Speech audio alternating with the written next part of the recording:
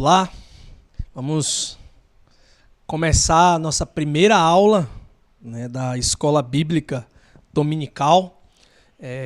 Vocês que estão nos acompanhando aí de casa, nossa primeira aula desse ano da Escola Bíblica. Que privilégio aprendermos sobre a Palavra de Deus. E o assunto da nossa Escola Bíblica Dominical, a sigla EBD representa isso, será Bibliologia. Que nome é esse, né? O que significa? Bibliologia é uma doutrina da qual nós estudamos a Palavra de Deus. Então, quando você ouvir Bibliologia em algum lugar, é o estudo da Palavra de Deus. Mas a Palavra de Deus tem que ser estudada? Algumas pessoas se perguntam. É lógico que precisa ser estudada, mas não como objeto de estudo comum. Nós a lemos, estudamos para nos relacionarmos com Deus, não para ganhar mais conhecimento teológico, não para ser alguém que responda a questões difíceis sobre Bíblia e sobre aquilo, não.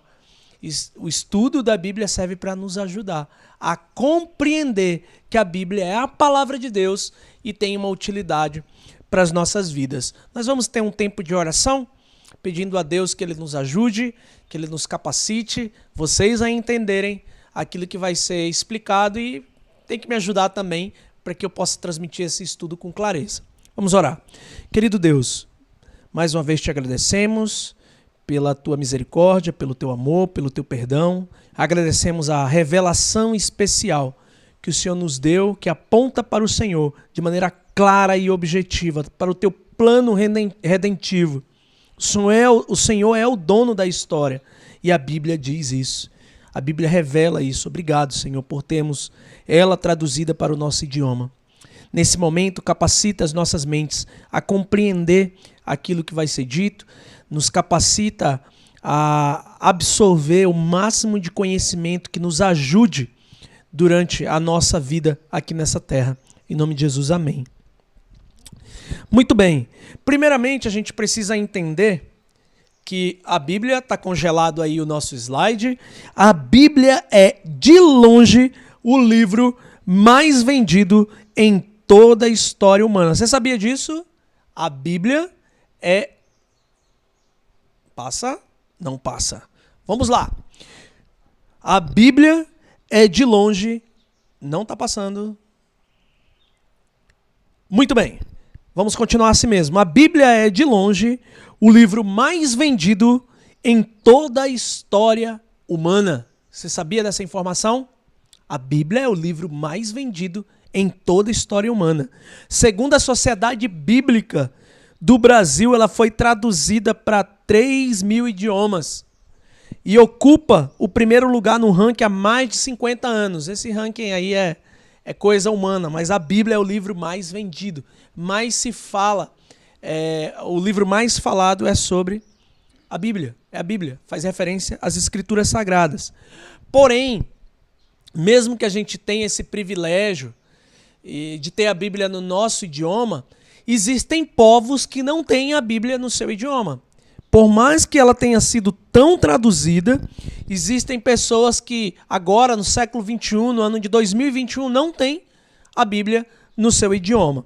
Eu vou ler aqui uma referência a esse assunto, que eu peguei no site da Aliança Global Wycliffe, que é uma missão que trabalha na tradução da Bíblia, a Wycliffe. Aqui no Brasil, ela tem a missão Além, se eu não me engano, lá no Distrito Federal, se eu não me engano. Vamos lá. Atualmente, ao redor do mundo, temos 7.361 línguas vivas conhecidas, incluindo as línguas de sinais. Destas, 683 possuem a Bíblia completa traduzida. 1.534 Novo Testamento apenas. E 1.133 contam com porções das Escrituras. E as restantes 4.011 línguas não possuem a palavra de Deus. Não possuem a palavra de Deus. Os dados são do último relatório da Aliança Global Wycliffe, publicado em outubro de 2018. No Brasil, também nós temos esse desafio, porque os brasileiros nem todos falam português. Nós temos os índios que têm as suas línguas originais e que muitos deles ainda não têm a Bíblia traduzida para o seu idioma. Só para vocês terem ideia, são 181 línguas. 181 línguas de indígenas. Sendo que 58 delas, só 58, possuem porções da Bíblia. 6 com ela completa, só 6 dessas 58 com ela completa e 37 com o Novo Testamento. Já para os brasileiros que têm o idioma português como língua mãe, nós temos várias Bíblias, vários tipos de tradução em vários formatos. Né? Pode ler no tablet, no celular, no Kindle, tem Bíblia NVI, RA, Bíblia do pastor, Bíblia da mulher, Bíblia do pregador, tem vários tipos de tradução bíblica. Mas duas merecem destaque. A primeira é a Revista Atualizada e a Nova Versão Internacional, que é a que eu uso. Né? Eu uso ela para os nossos estudos. São traduções que a gente tem disponível em língua portuguesa. É um grande privilégio, mas também uma grande responsabilidade. Se temos tantas versões, era para estudarmos, para ler mais. Essas versões aí, elas surgem por conta da dificuldade das pessoas na leitura. Então se faz uma Bíblia com uma compreensão do português bem parecido com o português que nós estamos falando hoje. Mas por que é tão importante ter a Bíblia traduzida? É uma pergunta que nós temos. Qual a importância? Essas traduções são confiáveis? Fica a pergunta. Por que é importante traduzir a Bíblia?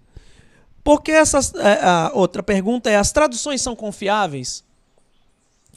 Quais os idiomas originais da Bíblia? Se eles têm que ser traduzidos, quais são os idiomas originais? E principal, quem é o autor da Bíblia? Quem escreveu a Bíblia? Quem é o autor? Qual o significado da palavra Bíblia? Pois bem, todas essas perguntas, elas vão ser respondidas no decorrer desse módulo chamado Bibliologia. A gente vai ter várias aulas sobre isso. Nós não vamos parar nessa aula, nós vamos aprofundar um pouco sobre esse tema, que é a palavra de Deus. Nós vamos, além de responder essas perguntas, conhecer um pouco da doutrina, que é do estudo da palavra de Deus, e a importância para a nossa igreja contemporânea do século XXI. Propósitos das nossas aulas aqui. Primeiro, levar a igreja a compreender a importância que a Bíblia deve exercer na vida dos membros. É muito importante e eu vou me esforçar o máximo, estudar bastante para fazer com que a igreja entenda, compreenda a importância que a Bíblia deve exercer na vida dos membros de uma igreja saudável. Segundo, gerar interesse pela leitura bíblica. A Bíblia é a palavra de Deus. Nós sabemos disso, mas por que não lemos essa palavra? O detalhe fica bem claro quando a gente olha para o nosso coração. Nós não queremos ler a Bíblia, mas precisamos, é uma necessidade. Então, gerar interesse pela leitura bíblica.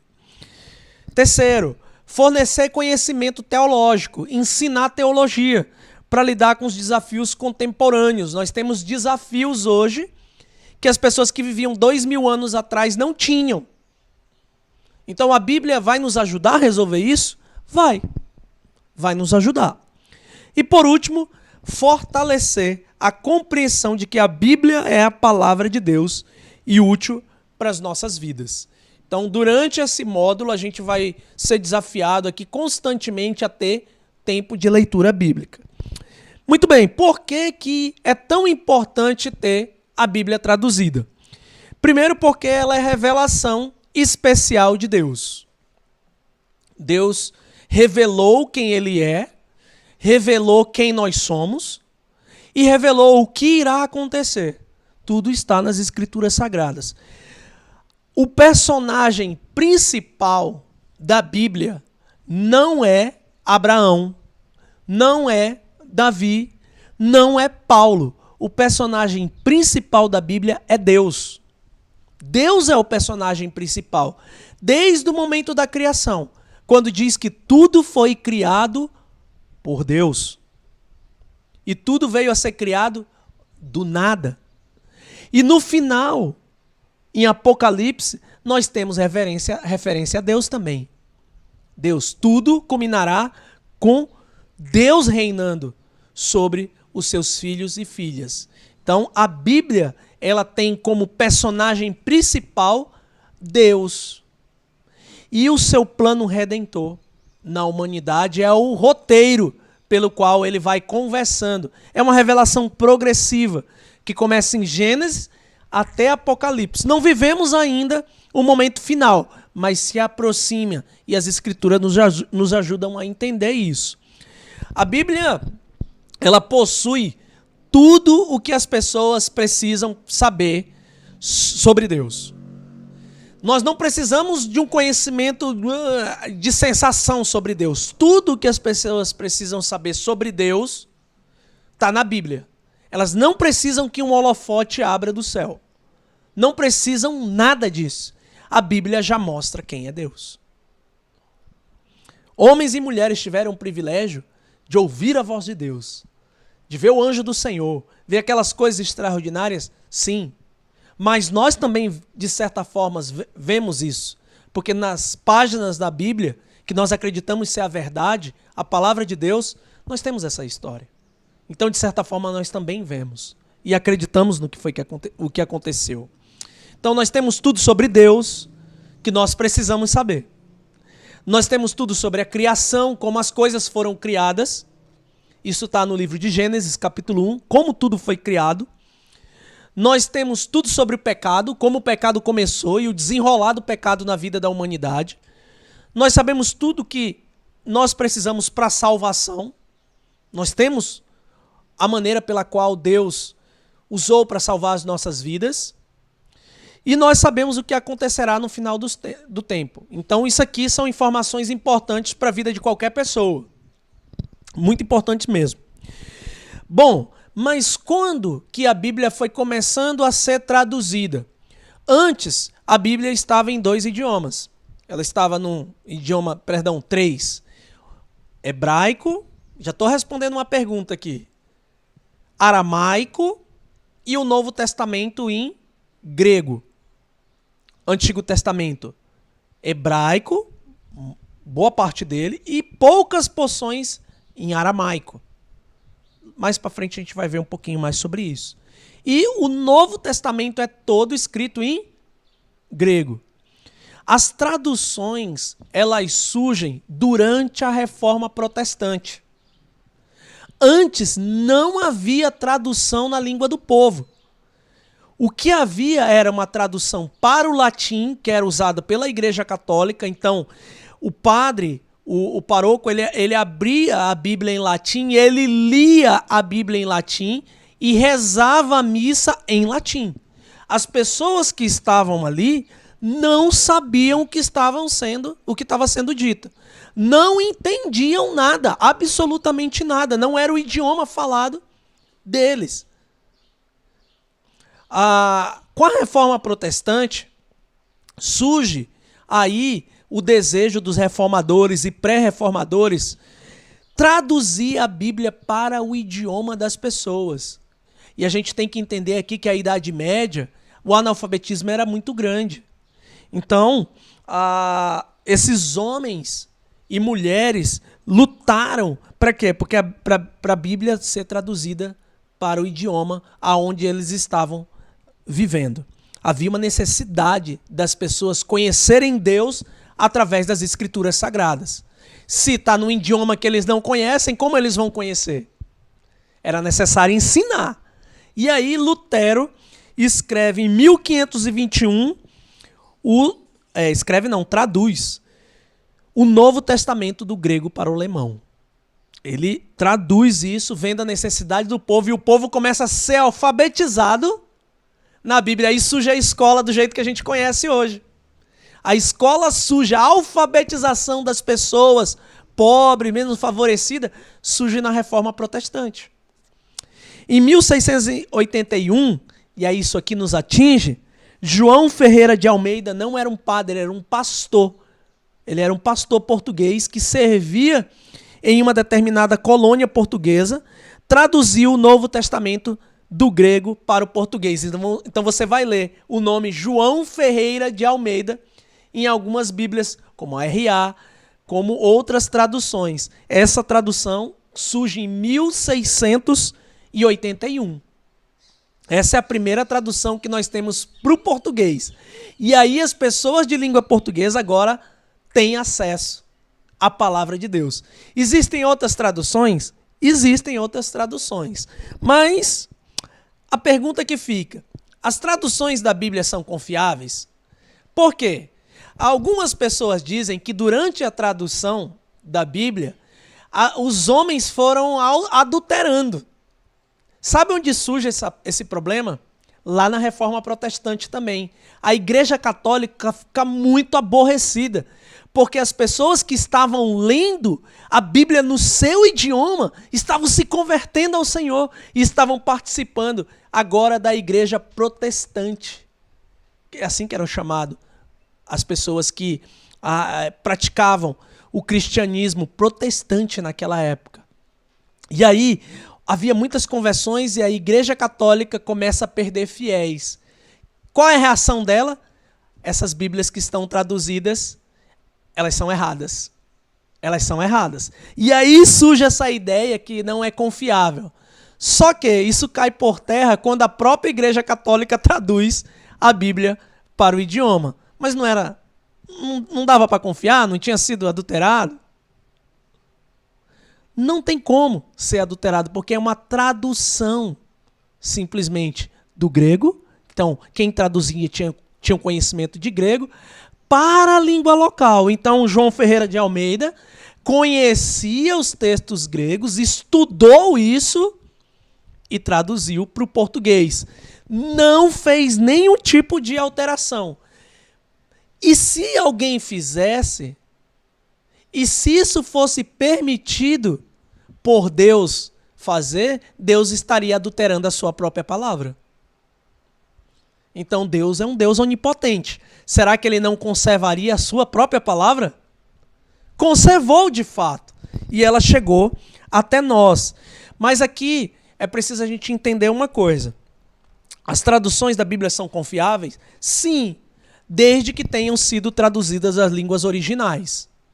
Existem Bíblias que são, na verdade, interpretações, interpretativas, ou trazem traduções de uma outra língua que não era o dos originais. Uma delas, que a gente tem em português, é a da linguagem de hoje. Ela, na verdade, não é uma tradução direta da Bíblia, ela é uma interpretação. Muitas coisas que estão escritas lá é uma interpretação do autor. Isso deve-se ter um pouco de cuidado, porque a Bíblia não é para ser interpretada. Não é a visão da pessoa, deve ser uma tradução. Tem muitas pessoas que usam essa Bíblia, ela fala sobre a palavra de Deus, eu não duvido, mas temos alguns problemas nessa tradução. Porém, a gente pode confiar com larga certeza que essas traduções, Dona Mia, que tem em japonês, são traduções que foram tiradas dos originais. Não tem mais a Bíblia original, tá? Não pensa isso. A Bíblia original no papiro, como ela foi escrita, não existe. O que existe são cópias. Cópias exatas. Exatas. Cópias com espaço assim de anos, décadas, séculos, e tem exatamente a mesma coisa. A arqueologia prova isso. Nenhum outro texto escrito é dessa forma. Sempre tem uma alteração aqui, uma alteração aqui. No texto bíblico, apesar de serem cópias, é exatamente igual. Com algumas diferenças somente de idioma e na ortografia, como eram escritas. Bom, mas nós temos em nossas Bíblias erros de português. Ortografia. Às vezes é um P que está fora do lugar, é um R que está fora do lugar. Eu mesmo, nessa nova Bíblia que eu comprei para mim, eu encontro vários erros de português e eu vou escrevendo. Isso é normal. São pessoas que trabalham com essa impressão, digitação. Isso não altera o conteúdo da Bíblia. São erros de português, palavras que foram digitadas erradas, mas não altera o conteúdo. Então vai ter gente que vai dizer, mas tem erro na Bíblia, olha aqui o erro de português. Isso é um erro de português. Isso não é um erro bíblico da palavra de Deus. Precisa ser compreendido. Nós temos também algumas palavras que são traduzidas para o nosso idioma que não carregam a mesma força do idioma oriental. O idioma oriental do Oriente, Japão, China, aqueles países orientais, eles são muito fortes. São idiomas com uma língua que para nós traduzirmos é muito difícil traduzir. Do grego não seria diferente. Era um grego falado no Oriente e dando referência a um povo, primeiro o povo judeu. Nós temos o Antigo Testamento aí em hebraico, aramaico, mas foi traduzido também para o grego, na Septuaginta. Foi traduzido todo o Antigo Testamento para o grego. Estava em hebraico, em aramaico, foi traduzido para o grego. Então, existem algumas palavras que nós não temos o costume de usar hoje. E não traz tanta a força que aquela palavra merecia. Porém, isso não altera o resultado. Durante uma pregação, a pessoa que está responsável por transmitir a palavra tem que estudar isso. Tem que estudar com profundidade para entender qual era a aplicação da palavra antigamente e qual é a aplicação que nós temos hoje. E aí dá a ênfase necessária para esse tipo de passagem que deixa um pouco a desejar na tradução. Perde força o texto bíblico, mas não altera o resultado. A gente tem que entender uma coisa, que a Bíblia é a palavra de Deus. E o mais interessado em manter a Bíblia preservada é o próprio Deus. Não podemos ter dúvida disso. Aonde eu consigo ter o vislumbre que a Bíblia é a palavra de Deus? Queria que você abrisse lá em 2 Timóteo 3,16. 2 Timóteo 3,16.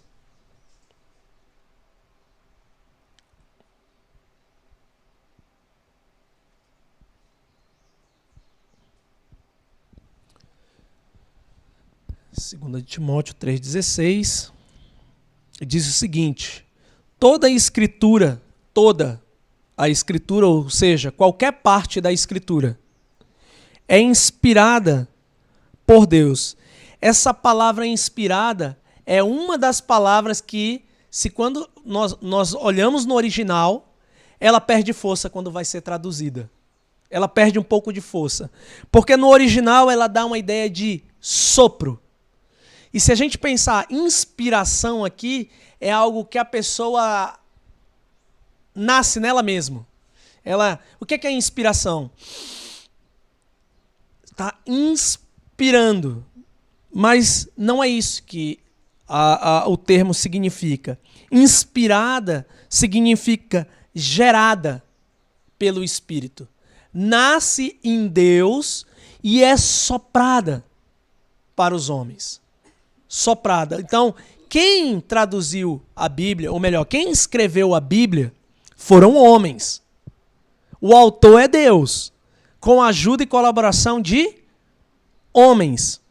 Esses homens não entravam em um transe, não ficavam hipnotizados escrevendo a Bíblia. Não era assim que funcionava. Deus inspirava esses homens a escrever as Escrituras Sagradas. Eles estudavam para isso. Eles tinham relacionamentos e Deus dava a eles a revelação de sua palavra. Então, 2 Timóteo 3,16 diz: toda a Escritura é inspirada por Deus. Toda a Escritura é gerada por Deus. A palavra inspiração no latim quer dizer espíritus. inspirada. Por isso ela é traduzida para nós dessa forma. Então, perde força com o significado original, mas não altera o resultado, porque você consegue entender que toda a Bíblia foi inspirada em Deus, na pessoa de Deus, gerada por Deus, né? E ela tem uma utilidade, como o texto diz. É útil para o ensino, para a repreensão, para a correção e para a instrução da justiça.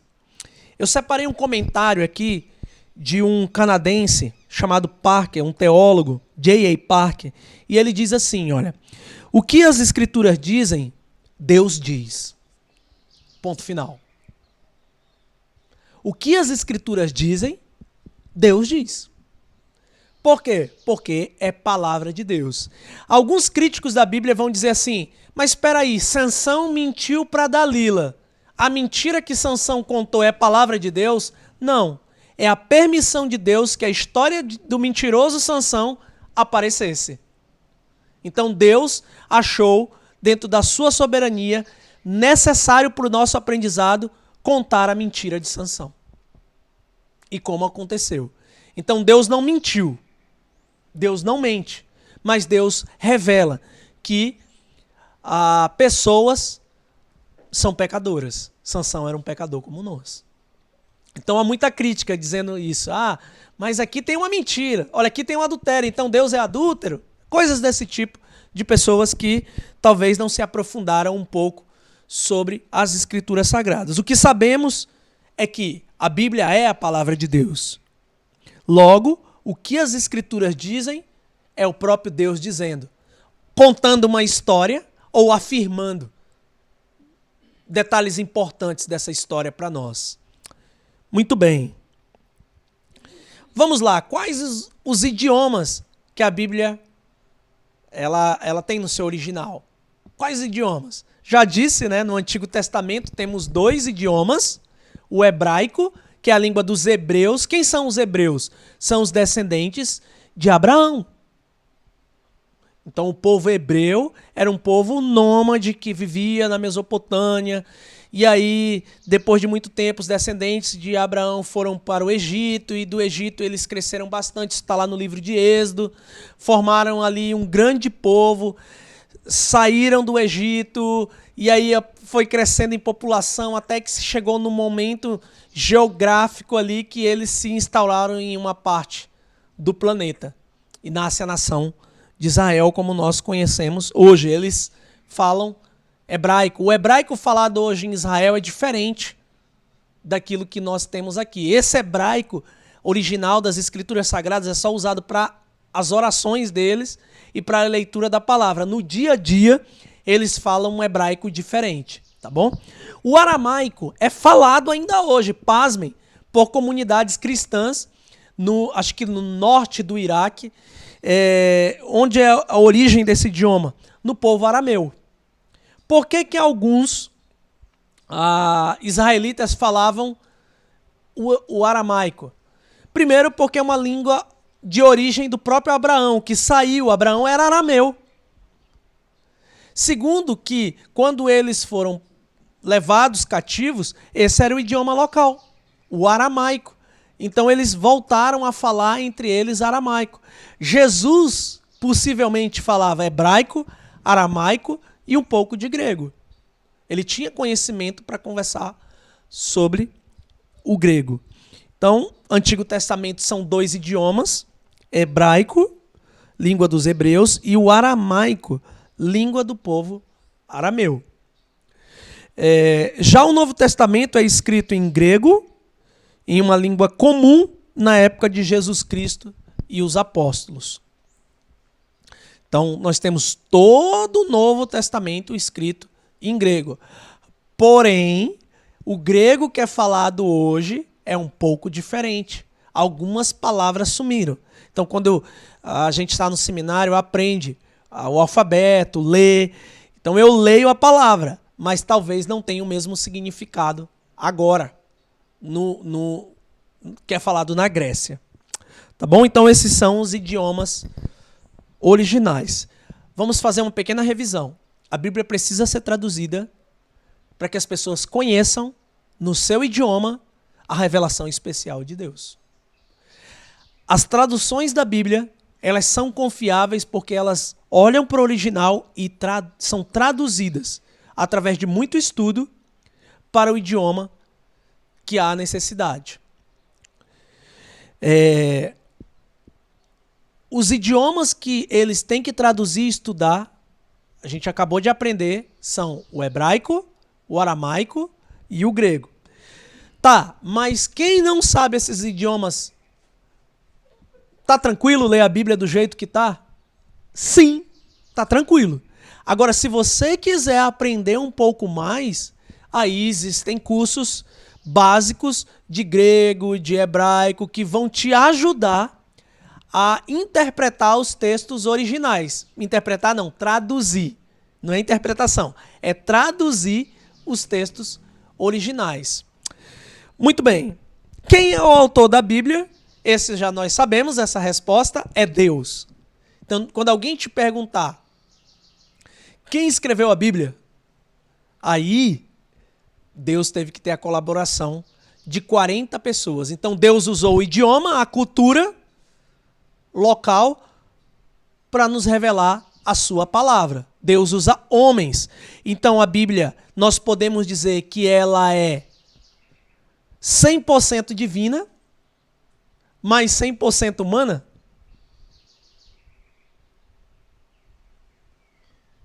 É uma pergunta um pouco difícil. Mas o que sabemos e o que podemos dizer, que sim, a Bíblia é divina, é a palavra de Deus. E Deus usa a sua criação, o homem, o próprio homem criado, para revelar a sua palavra, a sua vontade. Então, quem escreveu a Bíblia? Deus. Com o auxílio de cerca de 40 pessoas. Deus precisa de auxílio? Não, mas é misericórdia. É através da misericórdia dele que nós recebemos a palavra. E por último, isso aqui está fora do local. Qual o significado da palavra Bíblia? Né? Você tem aí a Bíblia na mão. Qual o significado que ela tem? Muito bem. A palavra Bíblia, ela se origina do termo bíblios, que quer dizer livros. Isso porque a Bíblia que conhecemos é uma composição de 66 livros. Toda a nossa Bíblia tem 66 livros aqui dentro. Livro de Gênesis é um livro de Êxodo é um livro. Cada livro desse, ele era separado. Depois foi juntado. Isso na época dos concílios. Isso se chama de cânon bíblico. Não foi escrito em uma sequência. Exemplo, os escritos de Paulo. 1 Coríntios estavam escritos. O Evangelho, alguém escreveu em outra região. Não estava tudo montadinho. Então veio, o concílio da igreja se juntou e juntou toda a Bíblia, como nós conhecemos. Então são livros separados, unidos em um só livro. Por isso o termo é bíblios, livros. São 66 livros num só livro, que se resume à palavra de Deus, a Bíblia. 39 desses livros são no Antigo Testamento. A gente tem 39 lá. Então, quando perguntar para você, quantos livros tem no Antigo Testamento? 39. Quantos livros tem no Novo Testamento? 27. E aí nós temos a somatória de 66 livros. Se você ficou interessado sobre esse assunto, como que juntaram tudo, isso vai ser na próxima aula. Senão não dá tempo para falar sobre o cânon, o que significa essa palavra e toda a história por trás. A gente vai ficar meio assim sem tempo aqui. Porém, uma coisa deve ser dita hoje. Quando nós olhamos a Bíblia Católica, ela tem mais livros. Ela tem alguns livros que não estão aqui. Mas por que a Bíblia Evangélica tem 66 livros? E a Bíblia Católica tem mais livros que a nossa? Olha, todos esses acréscimos, eu acredito que sejam mais 6 livros, estão no Antigo Testamento. E são considerados pelos judeus, o povo que tinha ali a responsabilidade de ser guardião da lei, eles estão fora do cânon judaico. Esses 6 livros não fazem parte do livro dos judeus. Então os judeus têm a Bíblia, e esses livros que são acrescidos pela Igreja Católica na Bíblia deles não fazem parte do livro dos judeus. São acréscimos, são considerados livros apócrifos. Livros que, na verdade, não trazem uma unidade com o restante da Bíblia. Porque a Bíblia toda tem uma unidade do início ao fim. Eles quebram a ideia. Por exemplo, acender velas para mortos. Vai de contra uma doutrina, claramente escrita no Antigo Testamento, que nós não podemos nos comunicar com os mortos, nós não devemos buscar essa comunhão com os mortos. Aí vem um livro e diz que fulano acendeu vela para cicrano. E aí surge a ideia que esse livro é um livro sagrado, quando na verdade ele não é sagrado, fora as contradições que tem dentro do próprio livro. Então, por isso, a Bíblia evangélica, ela leva em consideração o Antigo Testamento dos judeus, que são os guardiões da palavra de Deus. No Novo Testamento é exatamente igual. Tanto católico como evangélico, a Bíblia é igual. Tem essa mesma quantidade de livros, 27. Somente no Antigo Testamento. Então há essa diferença. Para nós, são livros apócrifos. São importantes? São. Mas nós não consideramos livros inspirados por Deus. Não consideramos. Por que eles são importantes? Por exemplo, o livro de Macabeus fala de um momento da história do povo de Israel. A gente vai entender com a leitura do livro de Macabeus que o nome Judas era um nome muito comum na época de Jesus por conta desse livro de Macabeus. Conta uma história, é um livro histórico, mas não significa ser um livro inspirado. Tá bom? Então, dito isso, eu queria que agora nós fizéssemos um pequeno exercício. Nós vamos aprender, Dona Miyake é um idioma diferente, o japonês. Nós vamos aprender a sequência da Bíblia.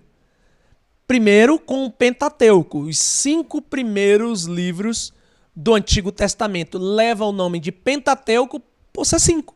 Penta, 5. 5 livros. O primeiro qual é? Gênesis. Olha, a gente vai ter que decorar. No final do módulo Bibliologia, a gente vai saber a sequência dos livros. Por que é importante? Quando o pastor diz, abre a Bíblia em tal livro. Amós, Sofonias, esses livros que comumente a gente não vê, eles sendo expostos, fica meio difícil. Tem gente que procura lá no índice, vê onde é que não é. O pessoal do celular aí já tem a vida um pouco mais facilitada. Mas, nós vamos aprender na prática aqui a decorar, e é importante nós sabermos aonde está cada livro. O primeiro, esse aí todo mundo acerta, que é Gênesis. Origem, o início de tudo. Segundo livro, Êxodo. Terceiro, Levítico, a lei está exposta ali, né? Opa! Eu entreguei. Qual é o quarto? Números. E, por último, Deuteronômio. Na semana que vem, a gente vai ter que repetir esses livros sem olhar. Então, dá uma última olhada aí. Tem Gênesis, Êxodo, Levítico, Números e Deuteronômio. Se a gente não decorar, a gente vai ter que decorar a musiquinha. Tem uma musiquinha que fala sobre todos esses livros que as crianças vão ter que cantar lá. Eles vão decorar essa sequência lá também. Tá bom? Olha, nosso estudo acabou. Pessoal da internet aí, obrigado por aguardar até o final, ficar junto conosco. Aqui a gente ainda vai ter um tempo, tirando as dúvidas de vocês. Como eu não tenho como tirar a dúvida do pessoal da internet, então a gente vai encerrar a transmissão e antes disso nós vamos fazer uma oração, tá bom? E depois eu tiro dúvidas aqui. Querido Deus, obrigado pelo tempo que nós tivemos aqui de estudo sobre a Tua Palavra. Peço ao Senhor que o Senhor nos ajude daqui para frente. Hoje foi só uma introdução. Espero, Deus, que o Senhor nos dê forças para continuar esse módulo e que sejamos edificados por esses ensinamentos. Em nome de Jesus, amém. Tá bom? Forte abraço, tchau, tchau. Dúvidas? Ficaram curiosos sobre o que é cânon, né? A Bíblia foi juntada, eu pensei que era tudo junto desde o início. Não, não foi junto. Aos poucos.